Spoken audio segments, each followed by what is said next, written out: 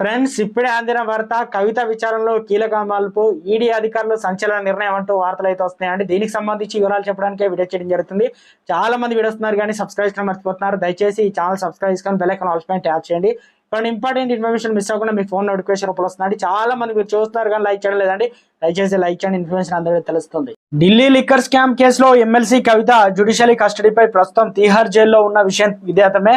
అయితే money laundering కేసులో arrest ఆమె సిబిఐ విచారణకు వ్యతిరేకించారు. కాగా కవిత విచారించేందుకు తమకు అనుమతి ఇవ్వాలని గత శుక్రవారం సిబిఐ ఢిల్లీ స్పెషల్ కోర్టును కోరింది. అందుకు స్పందించిన ఢిల్లీ స్పెషల్ కోర్టు తీహార్ జైలుకు వెళ్లి కవితను విచారించవచ్చని ఆదేశాలు జారీ చేసింది. విచారణ నిమిత్తం తీహార్ జైలుకు వెళ్లిన ఆమె సిబిఐ అధికారులకు సహకరించలేదు.